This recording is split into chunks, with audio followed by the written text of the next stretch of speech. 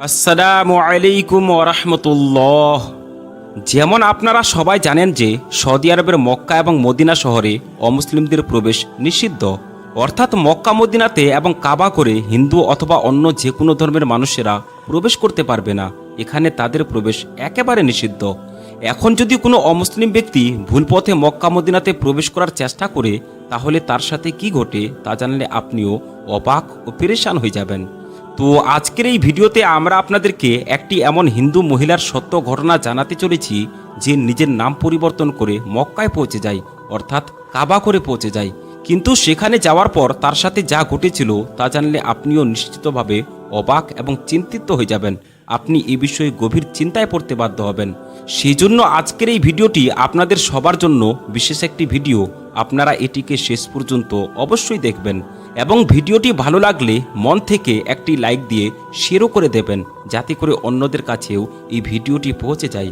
তাহলে চলুন এবার ভিডিওটিকে শুরু করা যাক। এটা সর্বসময় মনে রাখবেন যে এই পৃথিবীতে ইসলাম ধর্মকেই একমাত্র সত্য ধর্ম বলে মনে করা হয়, আর দুনিয়া এবং আখিরাতের সাফল্য এই ধর্মতেই আছে। বলা হয়ে থাকে যে রিয়া নামের একটি মেয়ে, যিনি দক্ষিণ ভারতের বাসিন্দা ছিলেন, কিছু সময় আগে পর্যন্ত তিনি একজন বিখ্যাত অভিনেত্রী ছিলেন, অর্থাৎ দক্ষিণ ভারতের একজন জনপ্রিয় নায়িকা ছিলেন। সে তার সৌন্দর্যের জন্য বেশ বিখ্যাত ছিলেন। তারপর রিয়া এক মুসলিম ছেলের প্রেমে পড়েন এবং কিছুদিন পর তাদের বিয়েও হয়ে যায়। যেহেতু রিয়া হিন্দু ধর্মে বিশ্বাসী ছিলেন, তাই তিনি তার বাড়িতে নিজের মতো করে পূজা অর্চনা করতেন, এবং তার স্বামী যেহেতু মুসলিম ছিলেন, তাই তিনি তার বাড়িতে নামাজ পড়তেন এবং কোরআন তিলাওয়াত করতেন। কিন্তু সেই দুইজন স্বামী স্ত্রী একে অপরকে এই বিষয়ে কিছুই বলতেন না। দুজনেই নিজের নিজের ধর্মীয় উপাসনা করে যাচ্ছিলেন। এভাবেই দিন চলে যাচ্ছিল। কিন্তু কিছুদিন সময় পর রিয়া এক মারাত্মক অসুখে আক্রান্ত হন, যেটিকে ক্যান্সার বলা হয়। এই রোগের নাম শুনলেই মানুষ ভীত সন্ত্রস্ত হয়ে যায়। এরপর রিয়া ও তার স্বামী অনেক চেষ্টা শুরু করেন চিকিৎসার জন্য। রিয়া ডাক্তারদেরকে বলতে লাগলেন যে তোমরা যত টাকা চাও আমি দিতে প্রস্তুত আছি, কিন্তু তোমরা আমাকে সুস্থ করে দাও।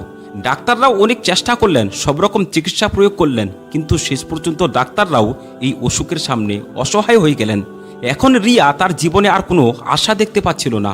রিয়া বলেন, এতদিন আমি ভাবতাম যে আমার কাছে এত টাকা আছে, তাই আমি খুব দ্রুত সুস্থ হয়ে উঠব, কেননা তখন আমি একজন বিখ্যাত চলচ্চিত্র অভিনেত্রী ছিলাম।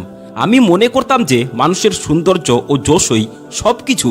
কিন্তু যখন আমি ক্যান্সারের মতো গুরুতর রোগে আক্রান্ত হলাম, তখন আমি বুঝতে পারলাম যে এই টাকা, এই সৌন্দর্য কিছুই কাজে আসবে না। এরপর রিয়া একবার ভেবেছিলেন যে সে আত্মহত্যা করে নেবে, কিন্তু তারপর তার ছোট ছোট সন্তানদের এবং তার স্বামীর কথা মনে পড়ে গেল। মানে তিনি ভাবলেন যে তার অনুপস্থিতিতে তাদের কি অবস্থা হবে। এরপর রিয়া বলেন, যখন আমি ক্যান্সারের মতো মারাত্মক রোগে আক্রান্ত হলাম, তখন আমার কাছে অর্থ, যশ, ক্ষমতা সব কিছু ছিল। কিন্তু যখন আমার স্বামী আমাকে ডাক্তারদের কাছে নিয়ে গেলেন, তারা বলে দিলেন যে এই রোগ আমার পুরো শরীরে ছড়িয়ে পড়েছে। এখন অত্যন্ত দুঃখের সাথে আমাদেরকে বলতে হচ্ছে যে এর কোনো চিকিৎসা নেই। তাই এখন আপনারা তাকে বাড়িতে নিয়ে যান এবং তাকে সেবা যত্ন করুন, কেননা তার সময় খুবই কম বাকি আছে। রিয়া বলেন, এরপর আমার স্বামী আমাকে বাড়িতে নিয়ে এলেন। কিন্তু তারপর আমার স্বামীর মাথায় একটি চিন্তা এলো। তিনি আমাকে বলতে লাগলেন যে তুমি চিন্তা করো না, তোমার কিছুই হবে না, কারণ এই পৃথিবীতে এখনো একজন ডাক্তার বাকি আছেন, যিনি তোমাকে সুস্থ করে তুলবেন, আর তিনি হলেন আল্লাহ সুবহানাহু তাআলা। এরপর আমার স্বামী আমাকে বললেন যে যদি তুমি সহমতি দাও, তাহলে আমরা আল্লাহর ঘর কাবা ঘরে যাব, আর সেখানে গিয়ে আল্লাহ তাবারাক ওয়া তাআলার কাছে ক্ষমা চাইব এবং দোয়া করব। আমার বিশ্বাস আছে যে আল্লাহ তাবারাক ওয়া তাআলা অবশ্যই তোমাকে সুস্থ করে তুলবেন। রিয়া বলেন, এখন আমি জীবনের সব আনন্দ থেকে বিরক্ত হয়ে গেছিলাম, কারণ যাদের উপর আমি এত নির্ভর করতাম তাদের মধ্যে কেউই আমাকে সাহায্য করতে পারেনি। সেই জন্য যখন আমি আমার স্বামীর মুখ থেকে মক্কা এবং আল্লাহর ঘরের নাম শুনলাম, তখন আমার মনে হলো যে আমার বাঁচার এখনো একটা আশা বাকি আছে।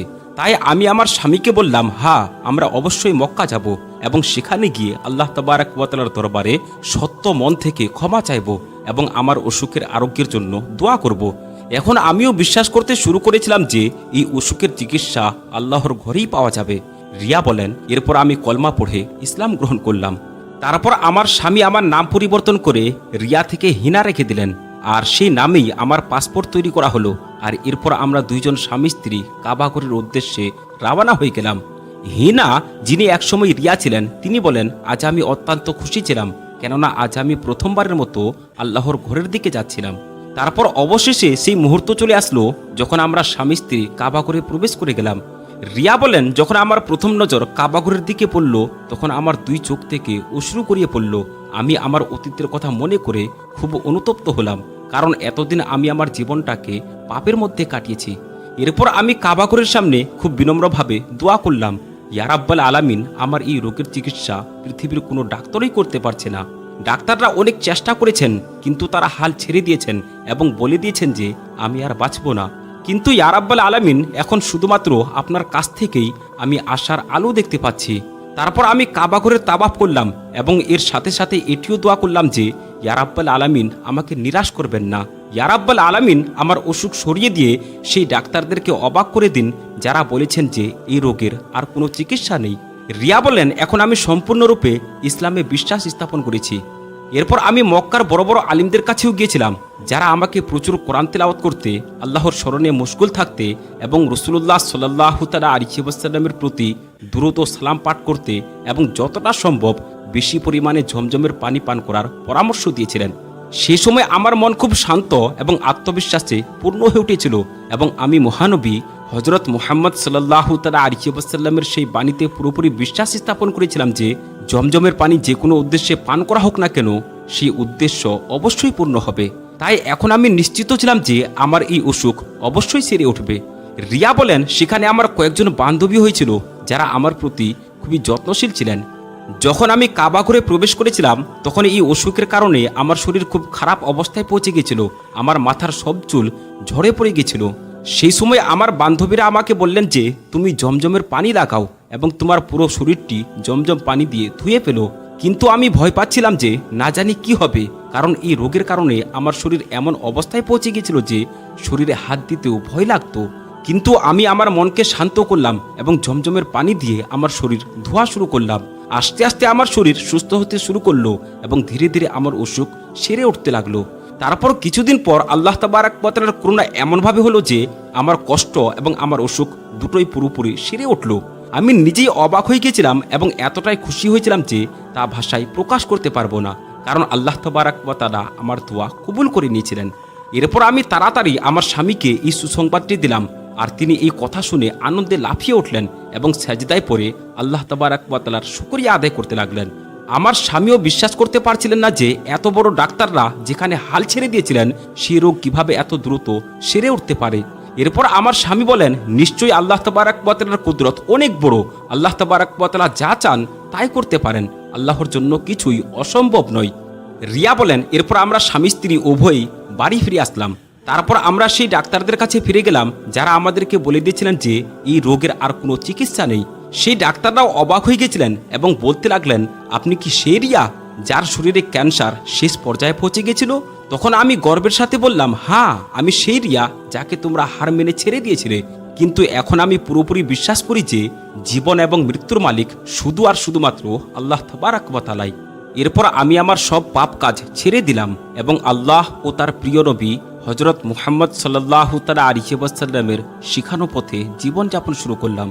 আমি সবসময় আল্লাহ তাবারাক ওয়া তাআলার কাছে দোয়া করতে থাকলাম, ইয়া রাব্বাল আলামিন, আপনি আমাকে, আমার স্বামীকে এবং সমস্ত মুসলমানদেরকে ক্ষমা করে দিন এবং সবার কষ্ট দূর করে দিন। আমরা আমাদের এই জীবনে অনেক কঠিন সময়ের সম্মুখীন হই, অনেক চ্যালেঞ্জ আছে, কিন্তু মনে রাখবেন যে আল্লাহ তাবারাক ওয়া তাআলার দরবারে কিছুই অসম্ভব নয়। আমরা যতই চেষ্টা করি শেষ পর্যন্ত সফলতা এবং শান্তি শুধুমাত্র আল্লাহ তাবারাক ওয়া তাআলার কাছ থেকেই আসে। আর এই ভিডিওতে আমরা দেখতে পেলাম যে কিভাবে একজন মহিলা তার জীবন পরিবর্তনের পথে আল্লাহ তাবারাক ওয়া তাআলার কুদরতের সাক্ষী হয়েছেন।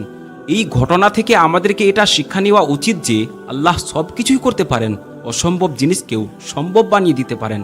আর আমাদেরকে এটা বিশ্বাস রাখতে হবে এবং তার রহমতের দিকে ফিরে যেতে হবে। এখন সময় এসেছে আমাদের নিজের প্রতিফলন করার। আমরা কি যথেষ্ট বিশ্বাস এবং আন্তরিকতার সাথে আল্লাহ তাবারাক ওয়া তাআলার দিকে ফিরে যাচ্ছি? আমরা কি আমাদের কষ্টের সময় আল্লাহ তাবারাক ওয়া তাআলার উপর বিশ্বাস রাখছি? এই ভিডিওর ঘটনা থেকে আমরা শিখতে পারি যে ধৈর্য, বিশ্বাস এবং আল্লাহর প্রতি পূর্ণ আস্থা রাখাই সব সমস্যার সমাধান এনে দিতে পারে। সেজন্য আসুন আমরা সবাই এই শিক্ষাগুলি আমাদের জীবনে গ্রহণ করি এবং আল্লাহর পথে চলার চেষ্টা করি। তিনি আমাদের সব পরীক্ষায় সহায়ক হবেন।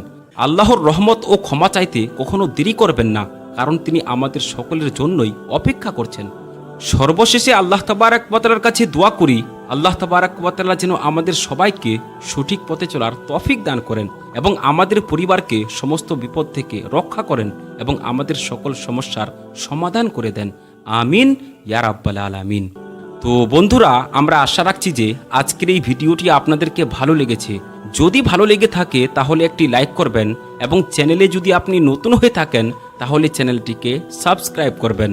আসসালামু আলাইকুম ওয়া রাহমাতুল্লাহি ওয়া বারাকাতুহু।